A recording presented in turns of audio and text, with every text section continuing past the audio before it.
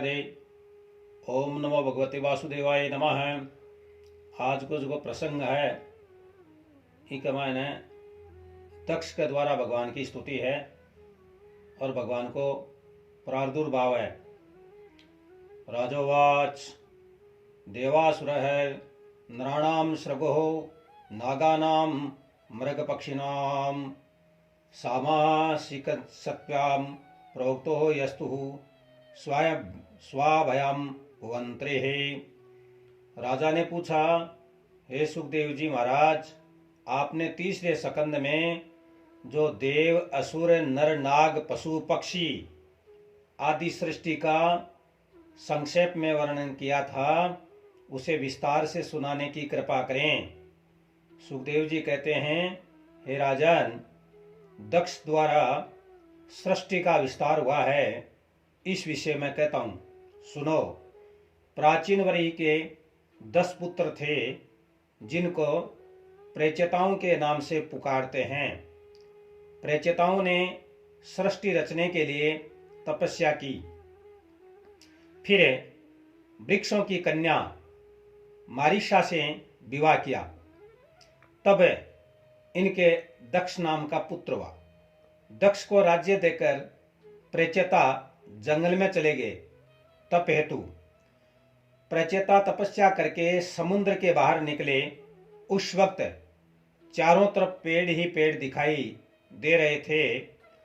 तब इन्होंने वायु और अग्नि को पैदा करके पेड़ों को जलाने लगे। तब चंद्रमा ने आकर कहा, हे प्रेचेताओं, आप इन निरपराध पेड़ों को मत जलाओ, कारण ये फलादि हैं जो मानव और पशुओं के भोजन हैं, इनको मत जलाओ। दक्ष प्रजापति के पद पर होकर संसार की रचना करो। तो दक्ष पहले मानसिक सृष्टि की रचना की, जिससे देव असुर मनुष्यों को पैदा किया, किंतु मानसिक सृष्टि से संसार की वृद्धि नहीं हुई। तब दक्ष से विंध्याचल पर जाकर अधमर्षण तीर्थ में हंस गुहे स्तोत्र से भगवान की प्रार्थना करने लगे। दक्ष भगवान की प्रार्थना करते हुए कहते हैं कि हे सर्वेश्वर, आपको मैं बारंबार प्रणाम करता हूं। जिस प्रकार हवा सुगंध से युक्त होकर सुगंधित होती है किंतु खुद सुगंधित नहीं है, उसी तरह से सर्वव्यापक परमेश्वर देवादिदेव महादेव मेरी इच्छा पूर्ण करें। तब भगवान आकर दक्ष को सृष्टि वृद्धि का वरदान देकर कहा, तुम पंच जन प्रजापति की कन्या अस्किनी से विवाह करके मैथुन द्वारा इस सृष्टि की रचना करो, जिससे मैथुन सृष्टि द्वारा ही इस सृष्टि की वृद्धि होगी। इतना कहकर भगवान वहीं अंतर्ध्यान हो गए। दक्ष फिर वहां से अपनी राजधानी लौट आए। हे राजन, दक्ष ने अस्किनी नाम की कन्या से 10,000 पुत्र पैदा किए। वे सभी प्रतापी थे। दक्ष ने अपने पुत्रों को सृष्टि रचना करने के लिए कहा।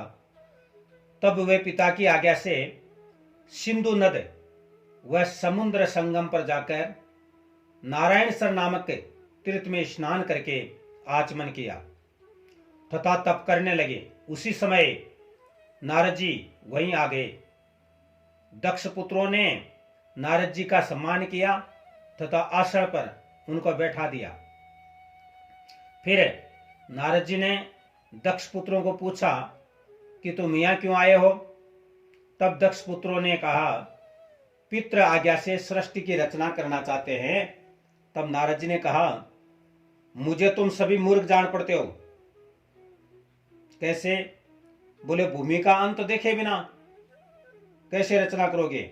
एक पुरुष वाला सृष्टि देखे बिना, निकास का बिल देखे बिना, बहुरूपणी स्त्री को देखे बिना, पुंसली स्त्री का पति देखे बिना, दोनों तरफ बहने वाली नदी को देखे बिना, 25 पदार्थों का घर देखे बिना, विचित्र कथा कहता हुआ हंस देखे बिना और सूर्य वज्र की धार के समान घूमता चक्र देखे बिना, सर्वज्ञ पिता के रहस्य को जाने के बिना रचना कैसे करोगे?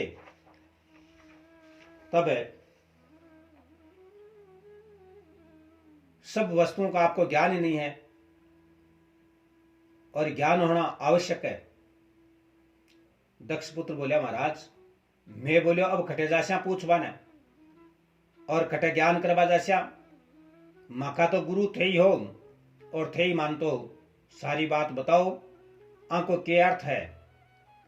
भूष्यत्रम जीव संज्ञम यदनाति निज बंधनम अदृष्टा तस्य निर्वाणम किम सत्करम भी भवेत। भूमि का अंत क्या है? इनको का ही अर्थ है महाराज। नारद जी जवाब देवे है, शरीर। शरीर को ज्ञान होना पहले जरूरी है। एक पुरुष वह राष्ट्र, एक पुरुष वाला राष्ट्र का ही है। नारद जी बोले, ईश्वर निकास का बिल, बोले ब्रह्म। ब्रह्म का ज्ञान करना जरूरी है। बहुरूपणी स्त्री कौन है? बुद्धि। पुंसली पति का पति कौन है? बोले जीव। दोनों तरफ बहने वाली नदी बा कौन है? माया। 25 पदार्थों वाला घर, बोले देह। विचित्र कथा कहता हुआ हंस, यह शास्त्र है। वज्र के समान घूमता हुआ चक्र, बोले मृत्यु है। सर्वज्ञ पिता का रहस्य यानी वेदोक्त ज्ञान, और मृत्यु निश्चित है। इसका ध्यान रखते हुए फिर विचार करो। दक्ष पुत्र मन में विचार पैदा करियो, आपा ने फिर के करनो है? भगवान को ध्यान करके तपस्या करनी है। इस प्रकार से नारद जी का वचन सुनकर करके जप करवाने चला गया। लौट कर घर वापिस आया ही कोई। पुत्रा की यह बात सुनकर और दक्ष हर्ष को बहुत ही मन में विचार पैदा करे और दुखी हो। बोले अपने पुत्र सन्यासी हो गए। ब्रह्मा जी के समझाने पर दक्ष शांत हुआ तथा 1000 पुत्रों को फिर पैदा करके संसार की रचना करने को कहा। इन पुत्रों का नाम सवलासव था। वे भी नारद जी के उपदेशानुसार भाइयों के मार्ग का अनुसरण किया, यानी वही जंगल में जाकर के सन्यासी हो गया। तब दक्ष क्रोधित होकर नारद को श्राप दिया कि जाओ तुम भूमंडल पर एक जगह न ठहर कर भिक्षुक की तरह से घुमा करोगे। क्यों? देव ऋण, पितृ ऋण और ऋषि ऋण चुकाए बिना संन्यास लेने वाला नरकगामी होता है। यानी यज्ञ किए बिना, संतान पैदा किए बिना, अध्ययन वेदाध्ययन किए बिना संन्यास लेने वाला नारकी होता है। हे परीक्षित, ब्रह्मा जी के बहुत कहने पर दक्ष ने फिर को 60 कन्याओं को जन्म दिया। अब इनका वंश 10 कन्या जो है धर्म ने व्याधी, और 13 कन्या है जो कश्यप जी ने व्याधी, और 27 कन्या है जो कि चंद्रमा ने व्याधी। 2 कन्या भूतों को व्याधी, 2 कन्या अंगिरा ऋषियों को व्याधी, 2 कन्या कृषासव को व्याधी, और 4 कन्या ताक्षश्रिय नामक कश्यप को व्याधी। इन कन्याओं से दिन प्रदोष पूरे मुहूर्त आदि के अभिमानी तथा पशु पक्षी कीट पतंग सुर असुर यज्ञ यक्ष नाग किन्नर गंधर्व आदि की सृष्टि हुई। यहां यह शंका नहीं करनी चाहिए, क्योंकि इनसे ये चीजें पैदा होती है, तब ऋषि कन्याओं से ये पैदा क्यों नहीं हो सकती?